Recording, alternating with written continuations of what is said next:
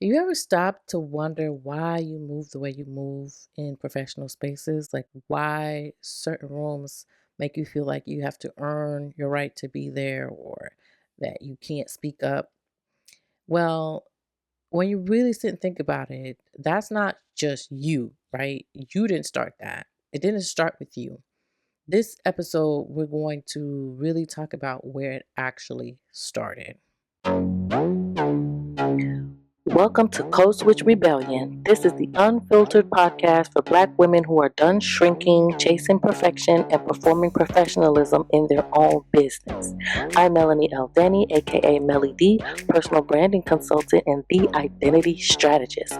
This is where we talk about what it really takes to build a personal brand rooted in who you are, not who you were conditioned to be. Around here, we have real, raw conversations about what it means to show up with integrity, authority, and bold authenticity so you can attract better clients and bigger opportunities. Let's get into it. I know I spend a lot of time talking about code switching and shrinking and performing professionalism and being authentic, right? But we don't really talk a whole lot about why those behaviors even exist in the first place. Like these are not random things that each of us are just happen to be doing. This is a collective problem. And it's inherited, right? Especially here in the United States, strategies that Black women have passed down generation after generation because at some point, making sure that we're code switching and staying quiet and not being too insert blank was the difference between getting an opportunity, getting paid, and not getting paid and not having a job.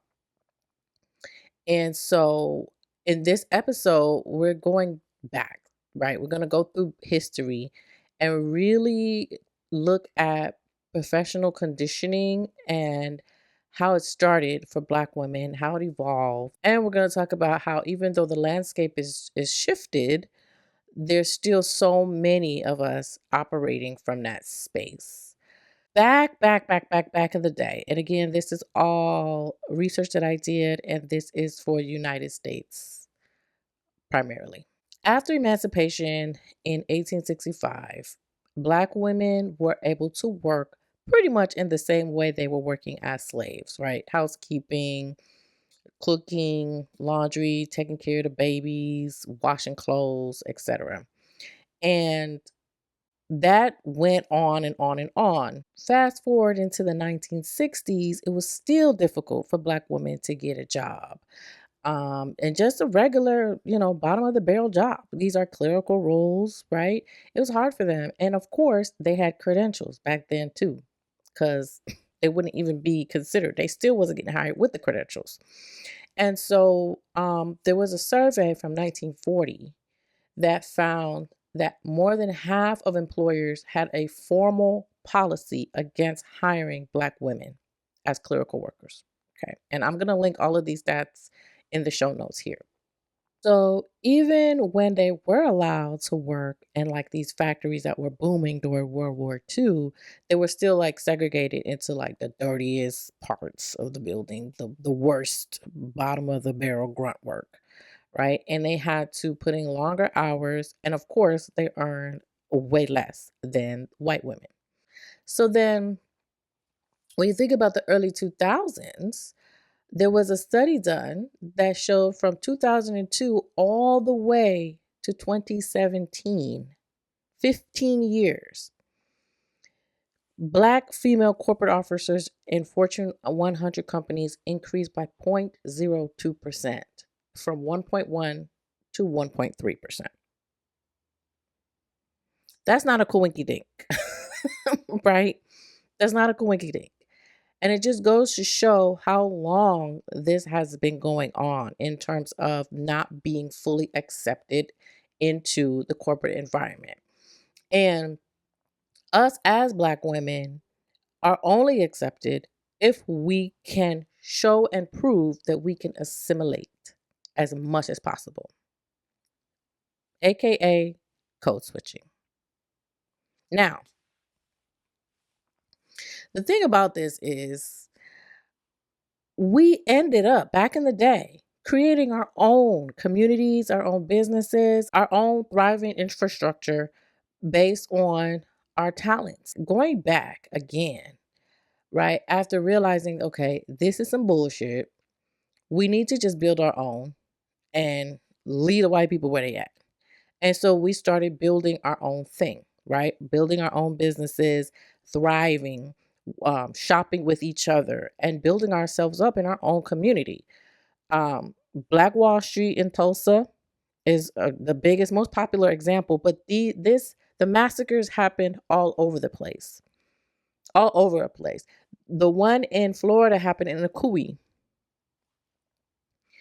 and there's several that happened all over the country. And the point is that we built these things. We had Black professionals, we had doctors, we had lawyers, we had pharmacists, right? And the white folks came and burnt it all down. Okay. We were out of line and we needed to be put back in our place. So, hard no, y'all ain't finna outdo us. Y'all need to just stay in the bottom of the barrel and be treated like shit. How dare you build your own shit and be successful?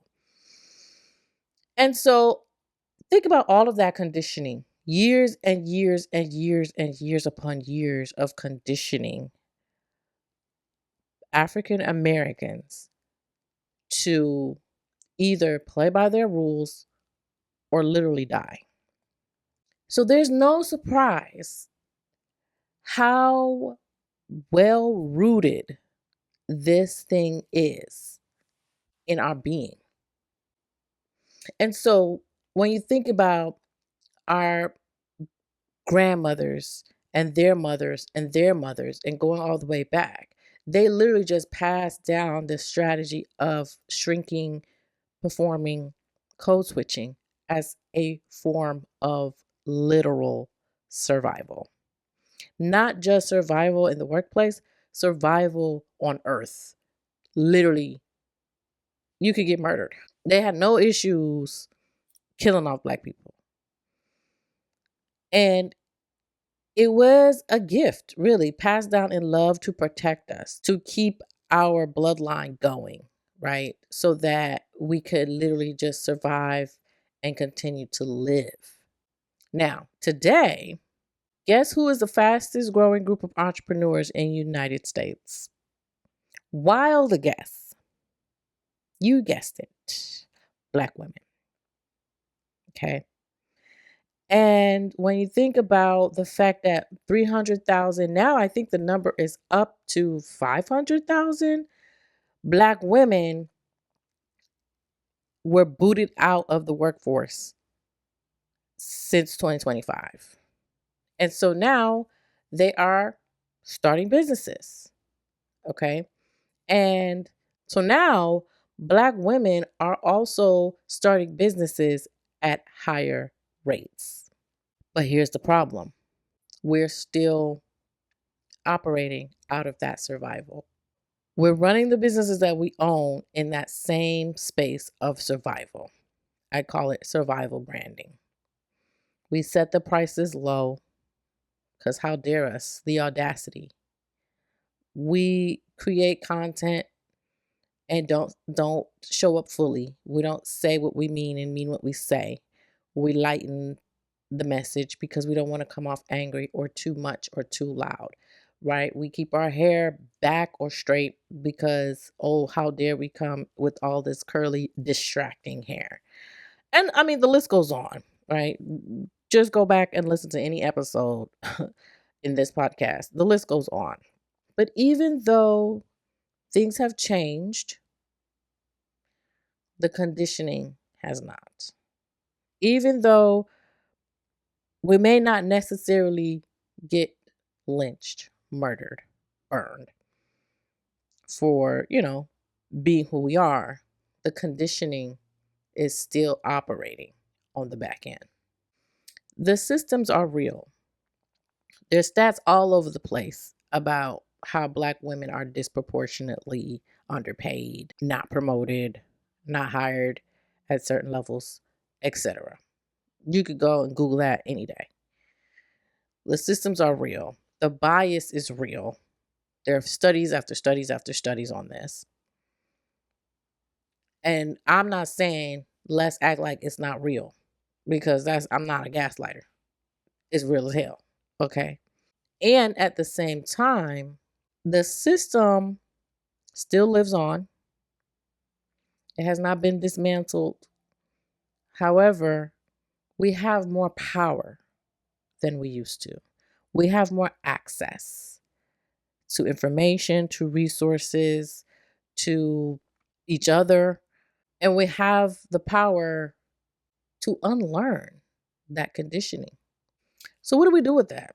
What do we do with this information? Knowing what we know, knowing the history, how it all evolved, the understanding that code switching was very much necessary, and it may be still necessary in today's world in the corporate setting. But knowing that if you have a business, you're not necessarily bound to a lot of those same rules. I want you, next time you catch yourself shrinking, softening your opinion, watering down a pitch, staying quiet in the room, not being too loud, toning down your hair, wearing the black or the navy when you really want to wear the red or the yellow. Ask yourself, is this necessary? Is this me? Or is this conditioning from my great great great grandmother? The woman who came before and made sure they adjusted themselves so that they could survive was really just trying to help us to also survive. And I just really wanted to talk about this on a deeper level and put some history behind some of this stuff, because I get here every week and I just talk from my perspective, from a branding perspective, right, from my lived experience. And I want you to recognize that it's way deeper than that. It's way deeper than just me. It's way deeper than Mel on a mic. It's way deeper. This is centuries of systems set up for us to literally play small. Hopefully, this was insightful, a little bit of a different vibe for this episode. But again, when you show up as who you are, when you're being real and authentic, no one can take that light. No one can match that energy, because you are unique. Out of 8 billion people on the planet, you are the only one that is you. You're the only one that can be you. And when you water that down and you try to act like someone else, and you try to act like the group of people that you're in the room with, you're doing us all a disservice. This was another episode of Codeswitch Rebellion. And remember, your identity is the strategy. Deuces. If this episode sparked something in you and you want to continue the conversation, join me over on Substack. I would love to hear your thoughts on today's topic. Till next time, y'all, remember, your identity is the strategy.